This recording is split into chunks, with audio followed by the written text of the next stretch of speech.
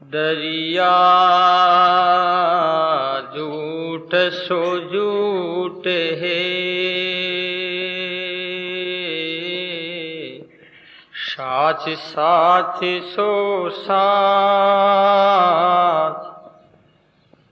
जन कंचन कंचन ही सदा, कंचन कंचन ही सदा।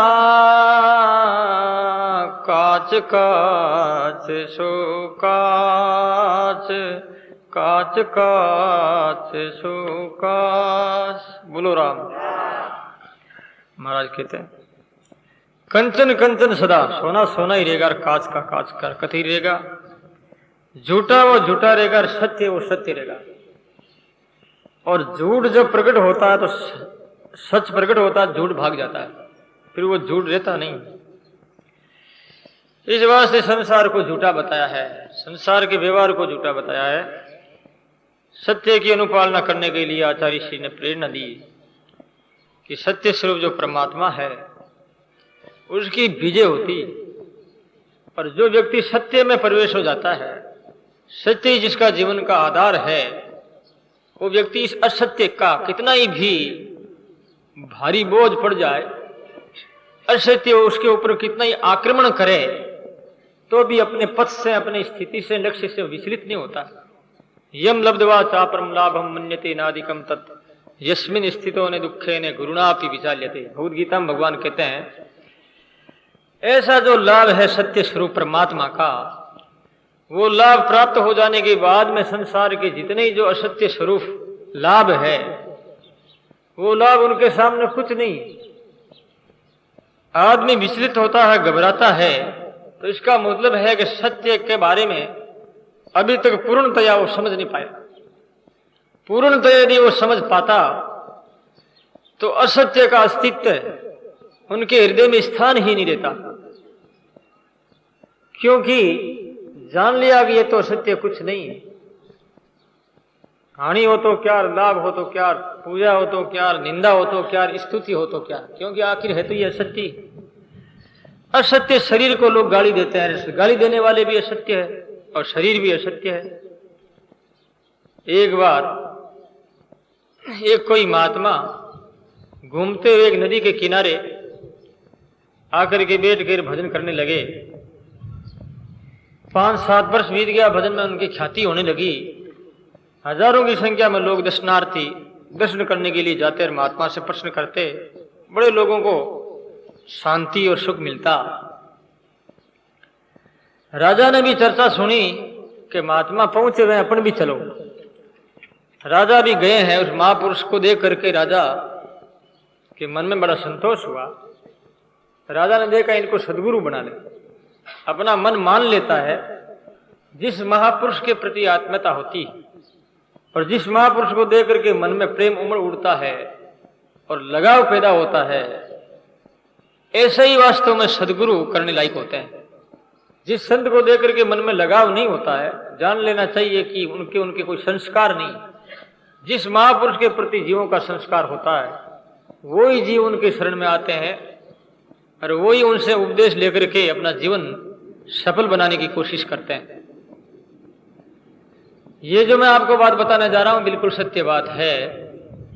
आप देखते हो जहां कहीं भी कई लोगों को आप ऐसा देखते हैं, उनको देख करके आपको घृणा होती है। चाहे वो लोग आपके घर में मेंबर बने हुए हैं, घर के भाई है, फिर भी उनसे प्रेम नहीं।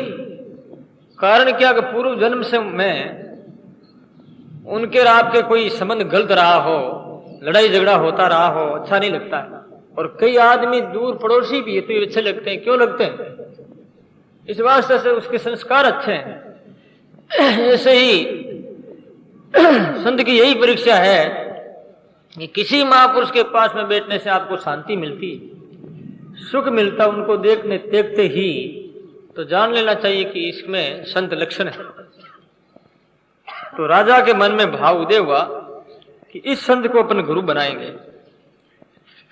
तो राजा भगवत चर्चा सुनने के बाद में महाराज से एकांत में मिले, बातचीत की और बोले गुरुदेव मैं आपको गुरु बनाना चाहता हूं, आप मेरे पर कृपा करें।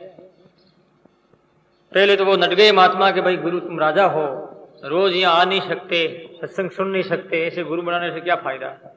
साधना करते हो, रोज सत्संग सुनने के लिए आते हो, तब तो तुम्हें फायदा हो सकता है। तो बोले कि रोज आऊंगा मैं। महाराज ने कहा तब ठीक। महाराज ने मंत्र दिया, ध्यान बता दिया, साधना बता दी। राजा साधना में लग गया। राजा का महापुरुष के प्रति आकर्षण बढ़ता गया और जो जो साधना में जो है गति आती गई, साधना में वृद्धि होती गई, राजा का प्रेम इतना हो गया महापुरुष के प्रति जैसे मानो कि वो गुरुदेव प्राण के समान हो गए, ऐसे लग रहे थे। अब वो गुरु से अलग होना नहीं चाहते थे। अच्छा, दिन भर वो वहां बैठ नहीं सकते, इतना उनको फुर्सत की थी नहीं राजा को, और बार बार उस सदगुरु की मूर्ति ही उनके ध्यान में आती थी। इस वास्ते राजा ने कहा गुरुदेव आप हमारे घर पर ही चलें और वहां पर हम किनारे पर आपको बंगला बना देंगे, आपके लिए स्थान बना देंगे, आप स्थान वहीं रहे, हम जल्दी उठ करके आपके दर्शन के लिए आया करेंगे और मैं आपके पास ही रहूंगा, आपके पास रह करके मैं ध्यान करूंगा, क्योंकि नदी यहां से बहुत दूर पड़ती है, राजकाज की व्यवस्था मुझे संभालनी पड़ती और व्यवस्था संभालने के लिए हाजिर रहना पड़ता है, इस बात समय काफी लग जाता है। प्रभु महात्मा पहले तो नट गए, लेकिन बहुत आग्रह किया गया तो महात्मा ने कहा भाई कोई बात नहीं, तेरे घर में तो मैं नहीं रहूंगा, लेकिन घर के किनारे तो मेरे लिए छोटी कुटिया बना देना, कुटिया में मैं ध्यान करूंगा। कह दिया। राजा ने जो है अधिकारियों को ऑर्डर देकर के जल्दी ही सुंदर बढ़िया मैदान और मैदान में बढ़िया कुटिया बना दी और हजारों की संख्या में लोग आकर के बैठ सकें, अच्छी उपस्थिति हो सके, इसके लिए बड़ा मैदान चुन लिया गया और सुंदर कुटिया बन गई। महात्मा का नियम था रोज भिक्षा मांग करके खाते थे वो। महात्मा बोले राजन एक बात यह है, तुम्हारे घर भोजन नहीं करूंगा मैं कभी, मेरी इच्छा होगी जहां कहीं भी मैं 5 घर 7 घरों में जाकर के भिक्षा मांग कर भगवान के भोग लगा करके प्रसाद पाऊंगा, लेकिन मैं तेरे से बंधूंगा नहीं, तू सोचेगा भी मेरे घर पर ही भोजन करो, ये मुझे मंजूर नहीं। राजा ने कहा गुरुदेव कोई बात नहीं, परंतु भिक्षा आप मेरे घर तो आना ही पड़ेगा आपको एक टाइम तो। महाराज ने कहा ठीक है भिक्षा के लिए मैं आ सकता हूं, लेकिन एक घर का खाना नहीं खाऊंगा मैं। तो महात्मा जो है रोज भिक्षा लाते हैं, गलियों में घरों में जाकर के राम आवाज देते हैं, लोग बड़े प्रेम से भिक्षा देते हैं। ऐसे करते करते महात्मा की ख्याति इतनी हुई और भी देश के लोग आने लगे। रानी ने विचार किया, राजा के 2 रानियां थी, एक छोटी रानी एक बड़ी रानी। छोटी रानी के मन में संदेह हुआ कि महाराज को मेरे राजा जो पति इतना मान रहे हैं, महाराज की परीक्षा लेनी चाहिए, संत की परीक्षा कभी नहीं लेनी चाहिए। लेकिन रानी के मन में आ गया परीक्षा लेने के लिए, आ गई मन में। राजा कोई काम से, राष्ट्रीय काम से, देश के काम से बाहर गए हुए थे और वो महात्मा भिक्षा लेने के लिए आए। तो रानी ने भिक्षा दी, महात्मा लोग चले गए। दूसरे दिन वो राजा आया तो रानी जो राजा के सामने जो है ऐसे षड्यंत्र रच करके रोने लगी कि ऐसा कोई महात्मा है कि ये तो महात्मा ही, मैं इस महात्मा ने तो मेरा हाथ पकड़ लिया, झूठ बोल गई। राजा ने कहा ऐसा तो हो ही नहीं सकता, ये उच्च कोटि के महापुरुष है, मेरे गुरु के बारे में तो ऐसी बोलती है, तुझे शर्म आनी चाहिए। तो उसने कहा नहीं बिल्कुल मैं सत्य कह रही, इनको दंड मिलना चाहिए। राजाओं के कान कच्चे होते हैं, इस बात से बोले क्या दंड मिलना चाहिए इसको? तो बोले इनको काला मुंडा करके गधा पर बैठाओ और गधे को जो है बाजार में जगह जगह घुमाओ इनको, और केवल किस दोष के कारण से इनको दंड दिया जा रहा है। ऐसे महात्मा के लिए उस रानी ने जो है राजा को कह दिया।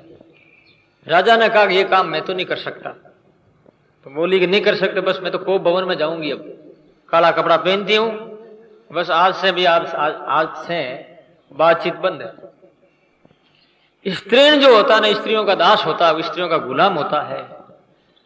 जिसके घर में जो स्त्री शासन करने लग जाती है, ऊपर बढ़ जाती है, वो घर खत्म हो जाता है। ऐसा मुझे बोलना तो नहीं चाहिए, माताओं को शायद तकलीफ हो सकती है। क्यों?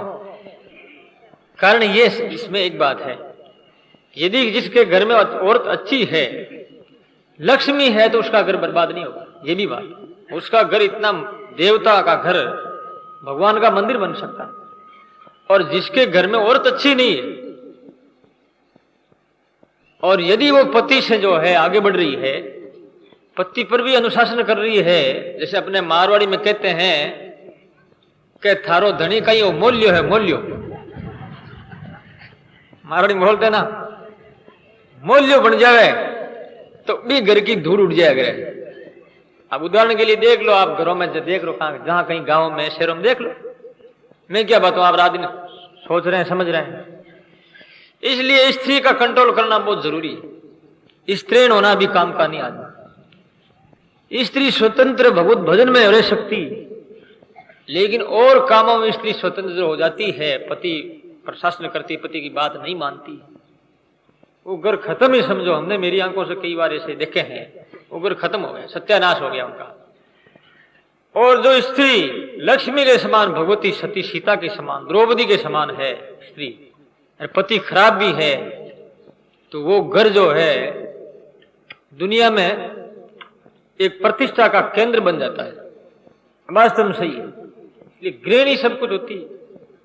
तो रानी जो है ना, को भवन में के लिए तैयारी कर ली, तो राजा स्त्रीण था बेचारा, क्या करे। स्त्रीण नहीं होता तो गुरु की बात मानता, स्त्री की बात क्यों मानता हो। स्त्री की बात मान ली कि तुम को भवन में तो मत जा, बापूरी थारा पग पकड़ो ना हाथ जोड़ू, और तुम कई जी मैं कर लूं। महात्मा को बुलाया गया, बुला करके महात्मा को जब बढ़िया सुंदर गद्दा और काला मुंडा कर दिया महात्मा का, और गद्दे पर बैठा दिया। अब गद्दा पर बैठा रहे, पीछे से छोकरे जो धूल फेंक रहे उनके ऊपर। महात्मा बड़े ही राजी है। घुमा करके रानी ने आदेश दिया कर्मचारियों से, महात्मा को इसी गली से लाइए आप, जो मेरा मेल है उसी मेल के किनारे से जो है वो गदा निकला, और महात्मा का मुख का जो तेज है और भी बढ़ता गया।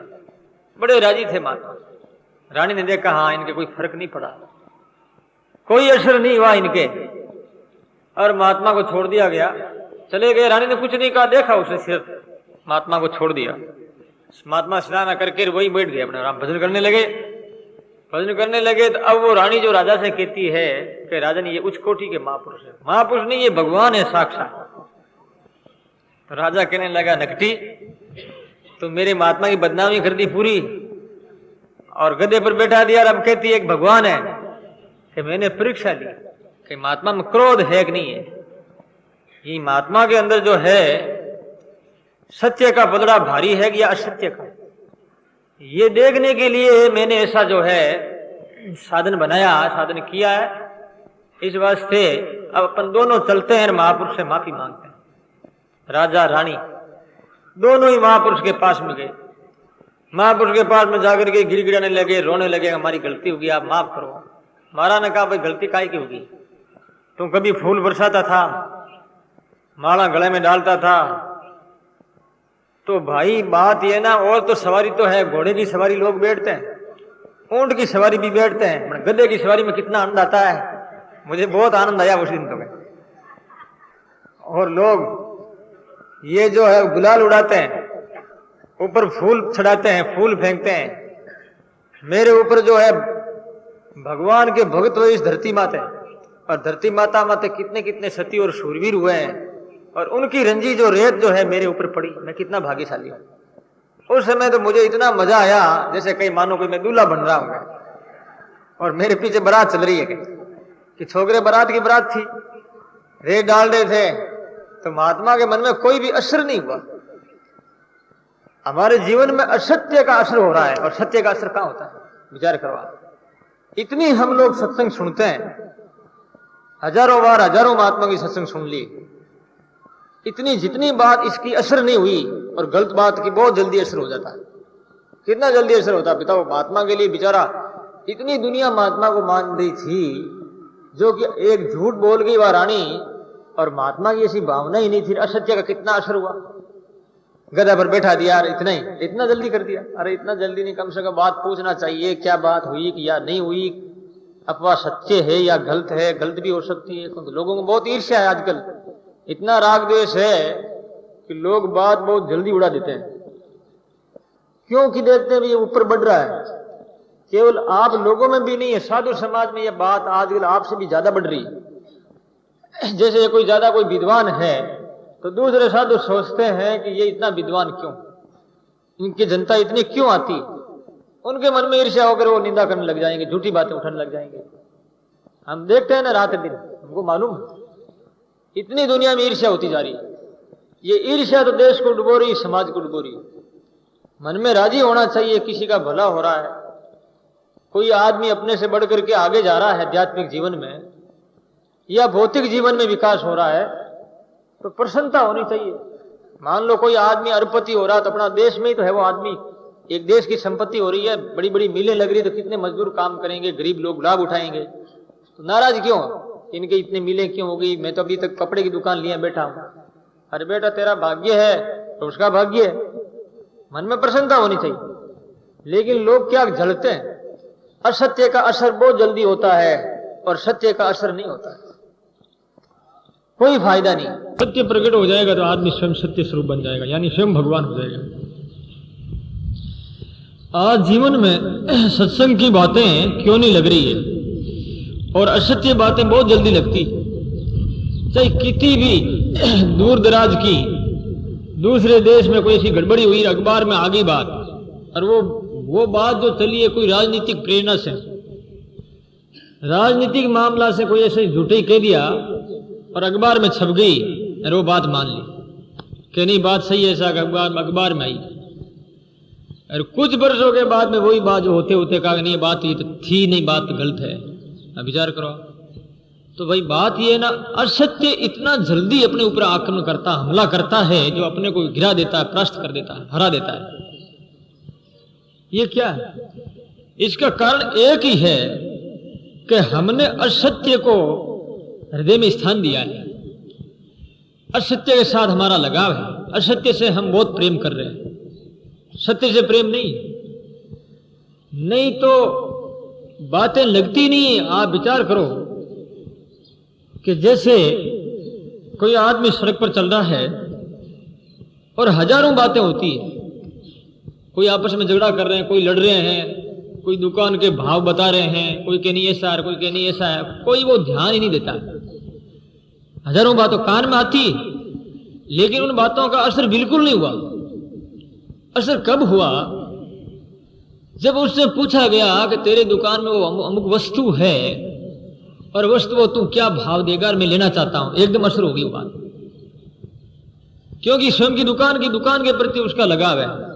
बाकी दुनिया की बहुत सी दुकानें, बहुत से लोग व्यापार करते हैं, बहुत से लोग अलग अलग धंधे करते हैं, बातें हो रही, आवाजें आ रही है, हृदय में कोई असर नहीं।